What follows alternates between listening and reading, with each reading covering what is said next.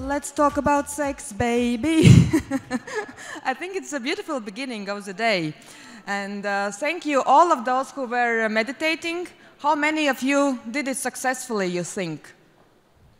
Okay, there are some people who feel very mindful at the moment. That's great. So you are ready, all of you, to listen to the great discussion on the future of sex. Are you ready for this? Yes, yes, you are. I would really like to invite one of my favorite people of the festival, Stephanie Alys and Alix Fox from the UK, who came here from London, and they will discover us super secrets, right? And I especially would like to say thank you to Steph, who has been great inspiration for me. And she has inspired me to fulfill one of the goals of this festival, to have 50% female speakers on the stage. Yes. Woo! Woo! Yeah, we love that. We love that. And it's all down to you. Thank you. Unfortunately, we haven't succeeded. Actually, I lost this battle, so we have only 40%. But I think that we are in a very good shape to get it the next year.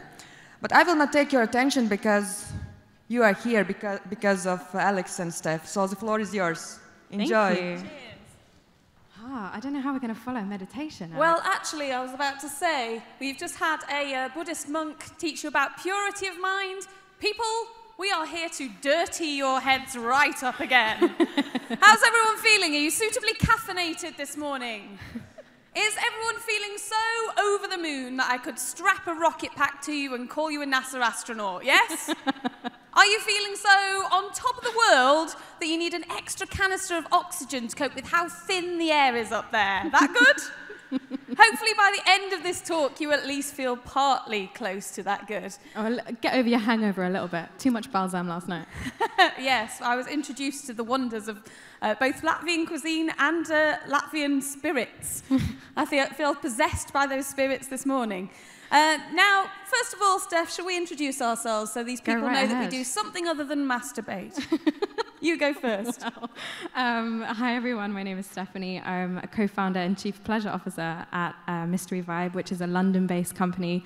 We design, develop, manufacture, and sell pleasure products, a.k.a. vibrators. I'm also co-host of a podcast called The Curious Nature of Sex. So it's my job to know what is going on in sex and sexuality, which is very similar to what you do as well. My name is Alix Fox. I'm a journalist, a broadcaster, and a sex educator. I've got more fingers in pies than a clumsy baker, quite frankly. So I write about sex and relationships for Vogue, Marie Claire, The Guardian, anyone who'll have me, which is a bit like my love life, quite frankly. Anyone who'll have me. I also do a couple of podcasts. The Sony Award-winning Close Encounters for The Guardian, which is a documentary series looking at people's unusual relationships or unusual... it's a series of interviews with people who have something remarkable about their love lives. For example, a woman who was born with 2 vaginas was one of my interviewees. I also work for Durex and Superdrug, who are a big healthcare firm in the UK. I'm an ambassador for Brooke, who are a sexual health charity for young people. I basically spend so much of my time talking about other people's genitals that it's amazing I ever get to see my own. In fact, I sometimes joke that I don't have time for sex myself. There are eggs that get laid more often than I do. I also get asked a lot, Steph, and maybe this happens to you, at conferences like this, where people are here to talk about the digital world and technology. What the heck has sex got to do with that? Well, for a start, our attitudes, areas where we're becoming more progressive and more liberal, but also places where we're still quite traditional or we're more mindful about things. Those areas intersect very interestingly when you look at sex and relationships. So even if you're more involved in the boardroom than the bedroom, sex is a very important area to pay attention to. And also, people like me, we get to hear the most intimate, deep secrets, some of which people have never heard of, never spoken of before. And that's the kind of thing that no matter what business you're in, paying attention to that can be crucial. Plus, as Steph will say, sex is actually a really interesting area in terms of the progression of technology. Oh yeah, absolutely. It's been in the forefront of technology since, well, for a very long time. We only have internet, well, we developed internet streaming, internet payments, even technologies like VHS we only use because, well, the porn industry has been very at the forefront of tech for a very long time. So yeah, it's quite exciting to be talking about the future of sex in a place like this. Well, the future of the next 25 minutes, folks, we're going to ask you to use your hands. Oh, no, yeah. not like that. Not in public. We've had this conversation, okay? Just do it in the privacy of your own room. We want you to use your hands to do two things. For a start, we're going to ask you to put your hands up. That's up in the air, not up yourselves. At these kind of talks, I sometimes have to clarify that. To ask questions, but also sometimes to feedback on questions we'll ask you. We are also going to teach you 5 new words, or words that you may not have come across before, that we think are interesting with relevance to the future of sex. So use those fingers to count along. Steph, shall we kick off with our first word? Yeah, let's kick off with the first one. Teledildonics. Not the same as the Teletubbies. Do not show your children this, or you'll have a very interesting morning. So hands up if you've heard of this word before. Yeah, well, a couple. Hands up Okay. if you've ever had a go with a teledildonic device.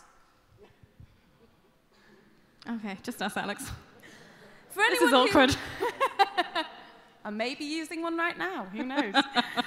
So for anyone who hasn't heard this word before, teledildonics is a branch of sexual device that allows 2 or more people to communicate remotely and actually experience haptically what another person is, the sensations that another person is experiencing, right? So essentially, it's one of the fastest growing sectors of the sex toy industry. I mean, we're having relationships now over long distance much more frequently. So having a way, instead of just using Skype, to connect with your partner over distance when they're on a business trip, or if you're in a long distance relationship, is becoming increasingly important to people. So you're seeing a lot more products now that are connected via the internet that you can essentially touch your partner from far away. To give you an example of something that is on the market right now that you can buy, there's a company called Kiru, and they make teledildonics devices which are primarily aimed at heterosexual couples. Am I right? That's what they. Yeah. You could. I mean, you can be imaginative with anything. Anything's a sex toy if you're daring enough. But Kiru's devices consist of a dildo-style vibrator, and then. How can we describe it? A sleeve, shall we say. A masturbatory sleeve for people with penises. If you insert your erect member, my God, hi Mum, look what life's come to. I'm speaking about erect members on stage. If a gentleman or someone with a penis inserts themselves into the sleeve, every motion they make will be echoed by the dildo wherever the other user is, wherever they are in the world. Equally, every motion that a woman or a person with a vagina makes using the dildo or vibrator will be replicated inside the sleeve. And you can use something like Skype to watch each other do this, or you can watch porn at the same time. Yeah, actually, that's another really interesting area where this technology is being used, is with camming. Camming as an industry is growing very quickly at the moment. So people are looking for not just content that they can watch in like pornography, but also some kind of interaction. So camming as an industry is growing very quickly. And one of the things that you can do is, if the cam person, mostly cam girls, have a product on the other side, then you can program it from the safety of your own bedroom and actually see the outcome of what you've done. And there's actually a few like hackathons and interesting ways that you can interact with the product. One of the ways that these performers are now making money is, for example, you roll a dice and then they'll get a certain kind of vibration or a certain kind of feeling. So yeah, that's another way teledildonics is being used. Now, you mentioned hackathons just there. Over at Goldsmiths University in the UK, just last weekend, the Sex Tech Hackathon took place for the second or third year, was it? The second coming. The second coming. If you are in any way interested in sex tech and hacking, do please check out our dear friend, Dr. Kate Devlin. Yeah. Kate is at the forefront of putting the power into people's hands to develop the kind of sex toys that they really want. Quite literally. Yeah, quite literally. And this weekend, she got some of the brightest minds in technology together to brainstorm and pool ideas that pertain to sex tech. And one of the interesting things that they came up with was what they've called a sensory hammock, which is just like a standard hammock that you lie down in, but it's got all sorts of devices that link up to a virtual reality headset and stimulate different parts of the body. And I thought that was interesting because I think a lot of the focus in sex tech and in sex toys in general does often just focus on the genitals. And for me and many other people, sex isn't just about thrusting in and out of a hole. It's about the whole self. It's about the mind, it's about emotions, it's about smells, it's about tastes. Sensations. Sensation. So I'm particularly interested in some of the new technology that's, for example, focusing on olfactory devices that can actually induce a particular scent that can evoke an emotion. Or there's a whole wave of sex toys at the moment which, rather than focusing on power and speed and ever-increasing vibrations that are so hard that if you have a wank, then people 15 miles away can feel your house going juddering. There's a movement now towards more subtle, soft, sensual devices. For example, Wisp, the wearables company. You know about those people, right? Yeah. So we're moving away from always harder and faster into different kinds of sensations. And I think that leads us quite nicely into our second word. Excellent. Should we have another word? Right, let's see what's next on our list. Muffing. Oh, muffing. Does anybody know what muffing is? Ooh. Can anybody guess? What? Muff is the stuff. The muff is the stuff. You can stuff anything in your muff as well if you wish. We can have a chat about the safety of that afterwards. Now, muffing, I think a lot of people presume, because of the name, has something to do with muffs and vaginas. In fact, it's slightly different. The term refers to the insertion of one or more fingers into what's called the inguinal canals. This is not somewhere that you can go for a nice stroll. It's not a waterway, don't worry. It's actually the space in a person's body who has testicles, where the testes descend. They leave a cavity in the abdominal area. So there's a gap. Just sort of, it's difficult to describe the location of it. People with penises and testicles, have a fertile around when you get home, okay? There are two cavities just behind the scrotum that, if you wish to, you can actually insert a finger or two inside. They're usually around, I think you can, if you're just starting out, you can maybe get up to about 5 centimeters in, but they can be stretched over time if that's something you wish to do. This is a fairly new term, and the discussion of the practice is fairly new, because it's something that a lot of people who are born into male bodies but identify as women are experimenting with. So many trans women are experimenting with this as a form of sexual play. Now, there are two reasons for that. The first is simply that it feels good. The inguinal cavities, inguinal canals, stimulate an area called the ilo-inguinal nerve, which is very close to another genital nerve. Basically, you can trigger a series of nervous connections that feel fantastic and orgasmic. So one reason to do it is that it feels good. The second reason is that lots of people who are trans don't actually associate with their genitals in their born form in a way that pleases them. So they might not, if you're somebody who has a penis but identifies as a woman, you might not want to play with your penis, you might not want somebody else to play with it because it feels very male to you, and so you dissociate from that. This isn't true for all trans people, but it is for some. And so the idea of being able to be penetrated in a way that's sort of like a pseudo-vagina is appealing. Now, how does this relate to technology in the future of sex? I was going to say, we're throwing a lot of words out there. Inguinal canal. What was the other one? I think inguinal sounds a bit like a type of pasta. Linguini, inguinal. I was going to say it's quite a mouthful. But Well, it can be a mouthful. Careful what you order at the restaurant tonight. You might get an abdominal cavity just behind someone's scrotum. I don't know a lot about Latvian cuisine, evidently. But I guess the point here was we wanted to talk a little bit about the future of gender and sex and sexuality, because we're definitely moving towards a more gender fluid society where you're not necessarily defined by at least how society used to, in the sense that there's two genders. So moving more towards a system where we define people by their interests and their passions and their likes and dislikes, rather than by specific things like age or gender. So you think sex tech in the future will not just be aimed at heteronormative binary ideas of gender and sexuality, but it will encompass a broader spectrum of identities and desires? Absolutely, and I think that's one thing that we should be encouraging.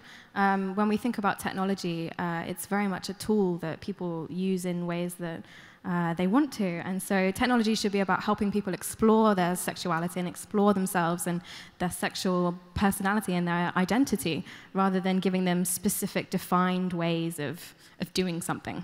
Now, this is a very interesting topic to me, because I think ideally sex tech should encompass the widest spectrum of interests as possible.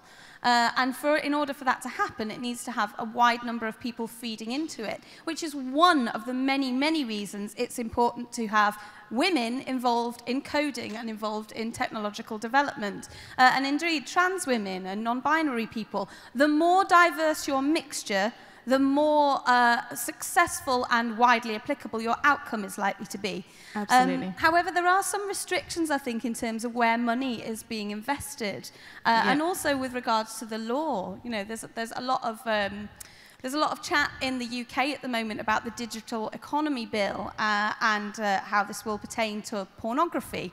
At the moment, people are going to be asked to prove their age in order to view pornographic material on the net, which, on the surface of it, ideas of privacy aside, seems like perhaps a good way of making sure that very young people don't see porn.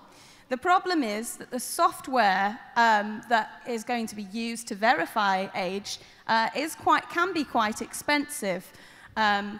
This means that only certain companies can afford it, and as a result, only certain companies are going to be making more porn, and not all of that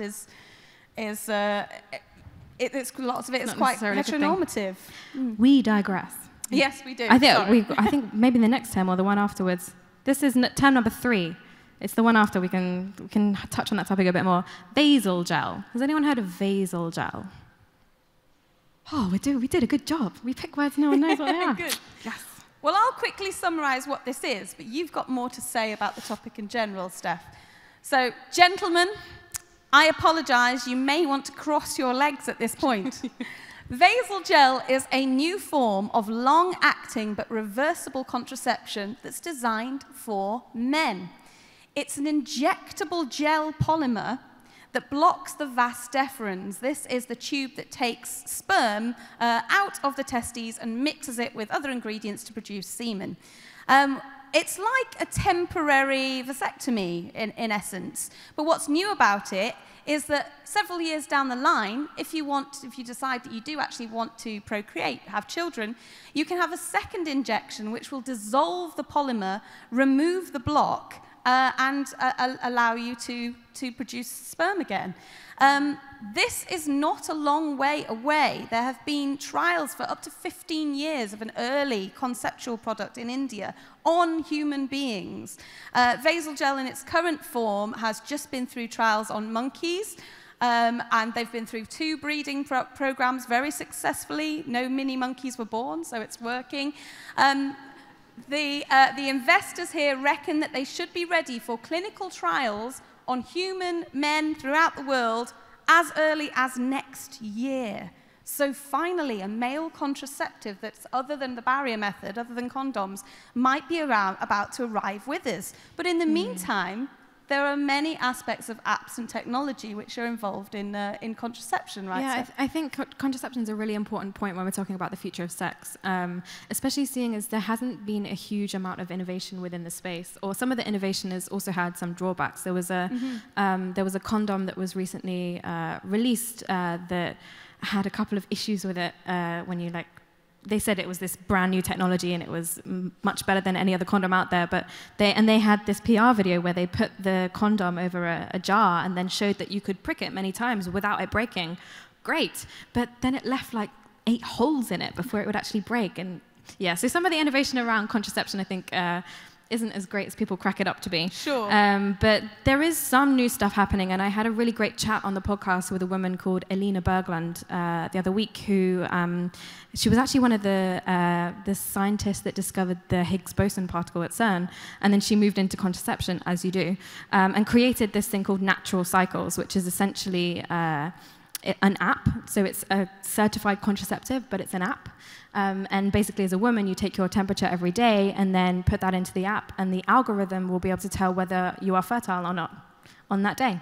So there are like some new forms of contraception coming into the market, but this is one which is aimed at men, which I think is quite interesting because for a very long time, contraception has been like a women's thing as well, with the pill being the most recent big revolution.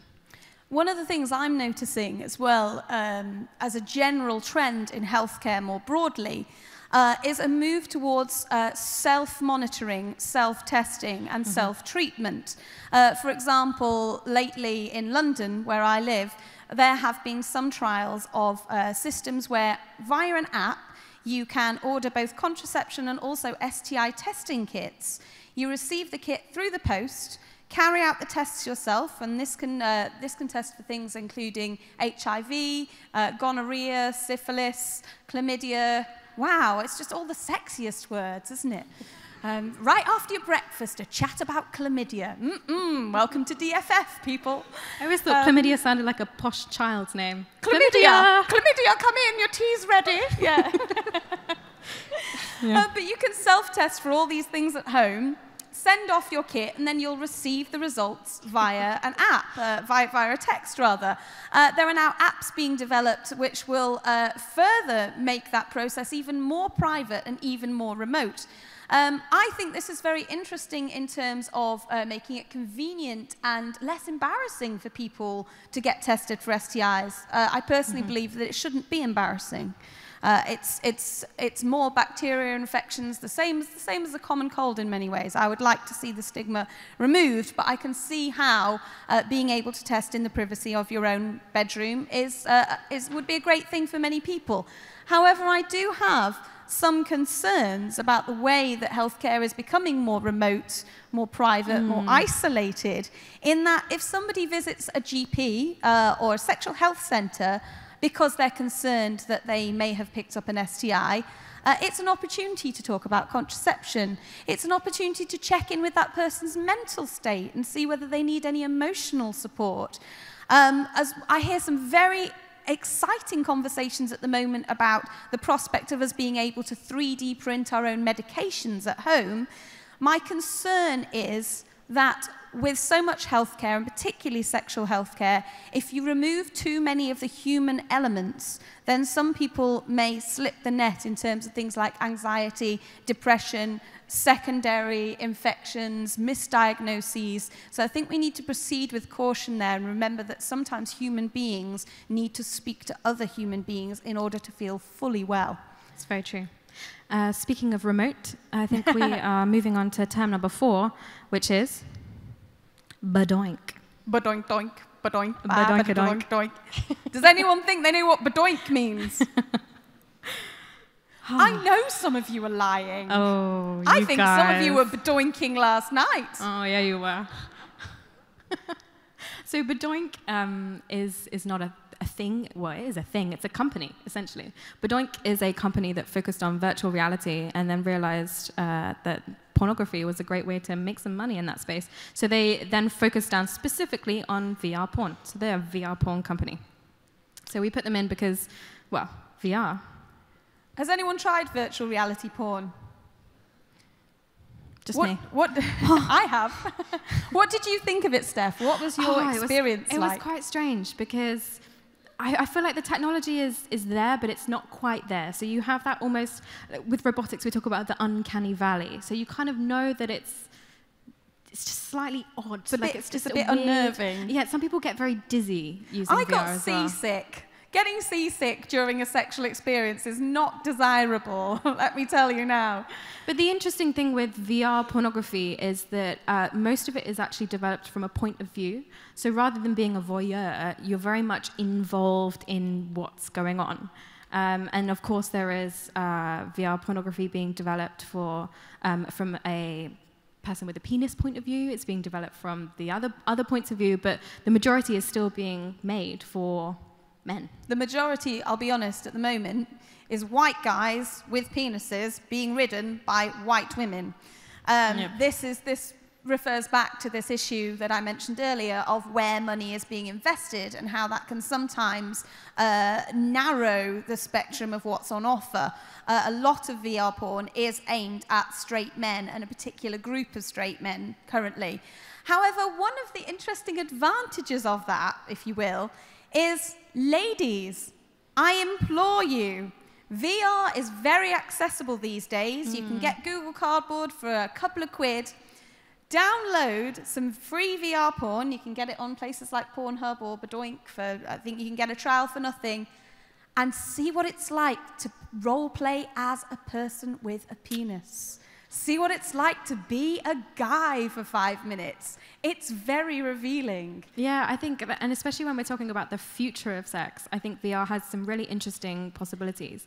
One of the things actually that I think I spoke about last year at this conference is the possibility of you being able to have a full romantic and sexual relationship with someone entirely in a digital space. And if you're having that relationship without actually even meeting, does it matter what the other person looks like? Does it matter what color hair they have, or color eyes, or what their body shape is, or how tall they are? Some of the things that we swipe for on Tinder become largely irrelevant. Because you are recreating them as a virtual avatar, so they have their own avatar. You could have your own form. You could have sex as someone with a penis, as with a vagina, or even as an alien if you wanted, or a dragon. Apparently that's a big trend right now. Dragon cocks. Dragon cocks. Just look up bad dragon. I'm gonna leave you. I'm gonna sprinkle lots of little not suitable for work hints onto you as an audience, and leave you for things to Google that will get you in all manner of delicious trouble. But maybe moving on from there. Well, actually, one thing I'm interested in virtual reality, and again, this harks back to the idea of sex toys that take an alternative approach in terms of being more subtle, more sensual. I recently was an audience member in a virtual reality immersive theatre performance called Good Night, Sleep Tight, which was put on by a company called I Am Zook. And what they did was they put your real self in a pair of pajamas and tucked you into a child's bed, or a mocked-up child's bed, not a real kid's bed. That might be somewhat problematic. Then you popped on your VR headset, and you role-played as someone receiving really loving care and attention, being tucked in, being stroked by somebody, being sung a lullaby, and a real-world actor echoed the motions that you were seeing in the VR. So when you saw yourself, your arm being stroked, there was someone really stroking you in real life, there was someone breathing next to your face. And for me, it was a profound moment of really feeling swaddled and coddled and cared for, and it was really beautiful. I wonder if VR porn might move into VR care, VR mindfulness, VR meditation, and that there might be some interplay between not just pornography, but the other things that we seek from human relationships. Yeah, it's quite interesting. There was a study earlier this year that showed that it was easier for people to get over PTSD, post-traumatic stress disorder, when they were taking therapy through virtual reality. They didn't feel like they were being judged. So I think there's some real potential there. It's a very interesting thing, therapy. Isn't it, virtual reality, in that it allows you to experience something without essentially experiencing it in real life. So it's a really interesting test bed. And we should give these guys a plug, actually, because Badoink did come up with like sexual therapy through VR, and they actually used our product. So check it out. Yeah. I'd love to hear more about that. But we are on to our last word. Yeah, we need to move on now. This is a favourite of me and Steph. Yeah, we had a good giggle about this one. So our favourite word of the morning, unleash it, twitty fucking. Now you can't claim that you have not been twitty fucking. Come on, guys, seriously. So twitty fucking is any exchange of sexual messages via Twitter.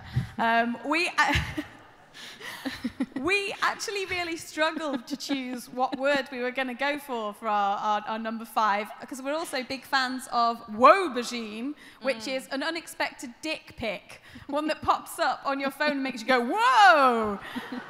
The aubergine bit referring to the emoji, which is commonly used to signify a penis. We also are big fans of 4G orgy. 4G orgy, which is any type of group sexual activity happening over a 4G network. So lots of people using their phones to have sex. What I'd like to speak about on this topic is whether or not technology is invading our sex lives too much already. And on that note, I have a question for all of you. Do any of you ever feel like the screens in your life are having a negative effect upon your sex life or your love life? Does anyone feel like they're too busy scrolling when they should be rolling in the sheets with their lover? Or they're too busy with their eyes glued to their screen when they really should have their eyes locked with their lover? I know that I'm guilty of that. Anyone else? All right, it's just me that's a shit lover then. Wonderful. Durex actually did a study where they found out that I think it was 82% of people said that they had been distracted in bed by a phone, most commonly because people keep them by their beds charging or to use the alarm in the morning. There was a study in the UK that showed 1 in 10 people would answer a text while they were having sex. I suppose it depends what the text is about. If it's part of a 4G orgy, then it could be hot. It's not too bad. One of the very basic tips that I give to people is if you instantly want to improve your love life, try plugging your phone in next to the kettle or next to the toaster to charge overnight so that you won't forget it. You'll go to make your morning cuppa and your phone's there. But take it out of the bedroom, get a traditional alarm clock and remove that tech from your bedroom at least for a couple of nights a week. That said, there are some really interesting apps that can actually improve human relations, right? Like TryPillow, for example. Yeah, TryPillow, or help you explore kinks, or loads of different things. But yeah, we'll be around all day, so you can talk to us about anything we've chatted about. But there you go, your 5 words. We've taught you 5 words, but we'd like to have many more words with you. So we are open of mind, open of mouth, and occasionally open of leg. So please, come and chat to us yeah, I'm just volunteering you there, Steph. Please come and chat to us at any point in the day about any question that you have, either anonymously about your private life, or if you'd like to talk more generally about tech, that's what we're here for. Do we have a couple of minutes to take any quick questions? No, I think we're out of time, peeps. We're being booted off. Well, thanks, guys. I would say thank you for having us, but you haven't yet. Thank you very much.